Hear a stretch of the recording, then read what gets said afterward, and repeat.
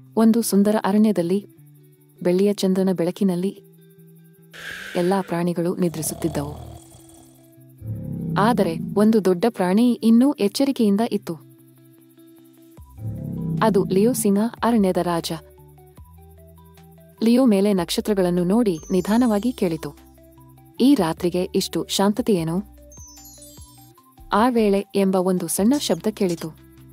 ಸಣ್ಣ ಹುಲ್ಲುಗಳಲ್ಲಿ ಕೆಲವು ಇದ್ದವು. ಅದು ಚಿಕ್ಕ ಎಲಿ. ಕೈಯಲ್ಲಿ ಹೊಳೆಯುತ್ತಿರುವ ಒಂದು ಮುತ್ತು ಹಿಡಿದು ಓಡುತ್ತಿದ್ದಿತು. ಚಿಕ್ಕ ಎಲಿ, ಇಷ್ಟು ಹೊತ್ತು ಏನು ಮಾಡುತ್ತಿದ್ದೀಯಾ? ಲಿಯೋ ಆಶ್ಚರ್ಯದಿಂದ ಕೇಳಿತು. ಚಿಕ್ಕ ಎಲಿ ಸಣ್ಣವಾಗಿ ಹೇಳಿತು, ನಾನು ನಕ್ಷತ್ರ ಮುತ್ತುಗಳನ್ನು ಹುಡುಕುತ್ತಿದ್ದೇನೆ. ಅವುಗಳು ರಾತ್ರಿ ಹೊತ್ತಿಗೆ ಮಾತ್ರ ಹೊಳೆಯುತ್ತವೆ. ಲಿಯೋ ಹಸಸಿಕೊಂಡು ಹೇಳಿತು,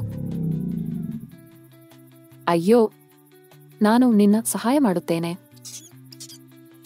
ಲಿಯೋ ಸಿಂಹ ಮತ್ತು ಚಿಕ್ಕ ಎಲಿ ಇಬ್ಬರು ರಾತ್ರಿ ಅರಣ್ಯದಲ್ಲಿ ನಡೆದರು. ಅವರು ಹೊಳೆಯುವ ಮುತ್ತುಗಳನ್ನು ಸಂಗ್ರಹಿಸಿ ನಗುತ್ತಾ, ಆಟವಾಡುತ್ತಾ, ಚಿಕ್ಕ ಕಥೆಗಳು ಹೇಳಿಕೊಳ್ಳುತ್ತಾ ಇದ್ದರು. ಮಾರ್ಗದಲ್ಲಿ ಚಿಕ್ಕ ಎಲಿಯ ಬಟ್ಟೆ ತುಂಬಿತು.